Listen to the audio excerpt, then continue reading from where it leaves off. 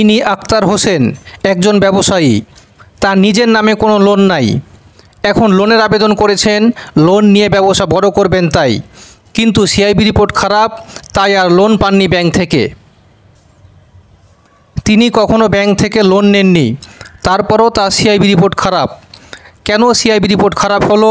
পুরো ভিডিওটি আমরা আজকে এটা নিয়েই আলোচনা করব যে একজন ব্যক্তি নিজের নামে কখনো লোন না নিয়েও তার সিআইবি রিপোর্ট খারাপ এবং অন্য ব্যাংক থেকে লোন পাচ্ছেন না। আক্তার হোসেন তার পার্শ্ববর্তী একজন ব্যবসায়ী জামিনদার হয়েছিলেন।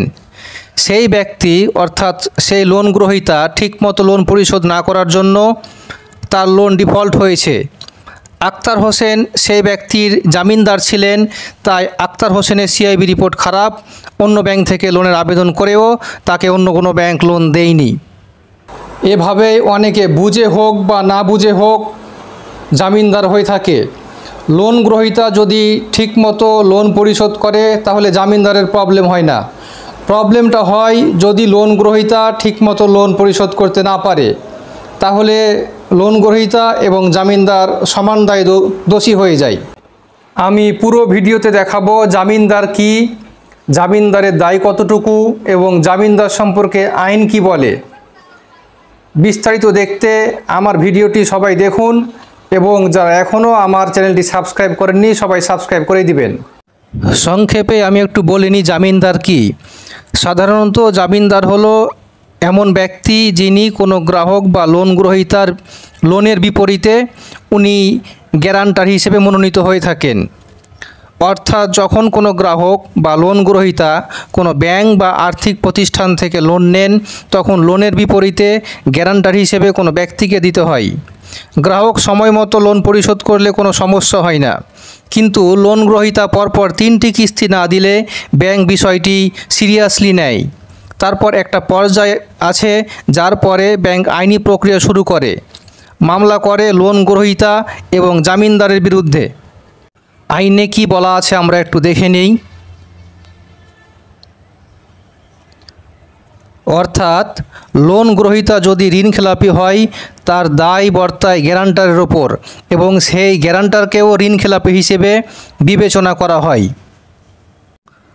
সুপ্রিম কোর্টের আইনজীবী ASM সাকিব সিকদার বলেন, ব্যক্তিগত ঋণে যেহেতু ব্যাংকে কিছু গচ্ছিত রাখা হয় না, ফলে অর্থ আদায় না হলে আর্থিক প্রতিষ্ঠান একসঙ্গে দুইজনের বিরুদ্ধে মামলা করবে।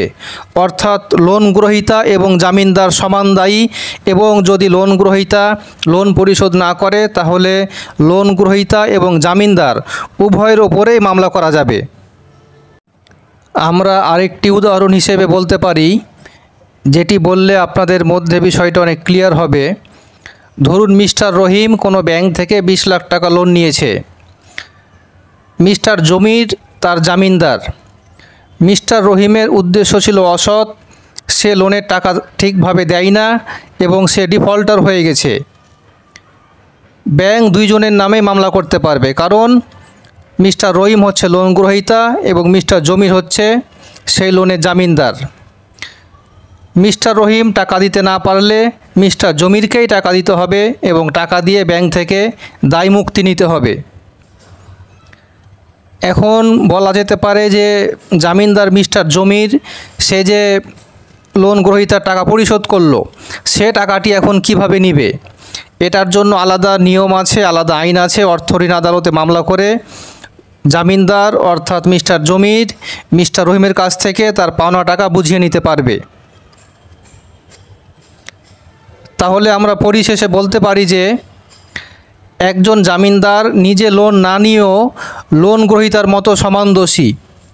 অর্থাৎ এখানে লোন গ্রহীতা এবং জামিনদার সমান দোষী এবং উভয়ের নামে মামলা করা সম্ভব, মামলা করা হয়ে থাকে। তাই জামিনদার হওয়ার আগে সচেতন হন এবং যদি কোনোভাবে মনে হয় যে যাকে লোন দেওয়া হবে বা আপনি যার জামিনদার হবেন সে হয়তো লোনটা খারাপ করতে পারে, তাহলে আপনি আগে ব্যাংক কর্তৃপক্ষকে বিষয়টা জানান এবং আপনি দায়মুক্ত থাকেন।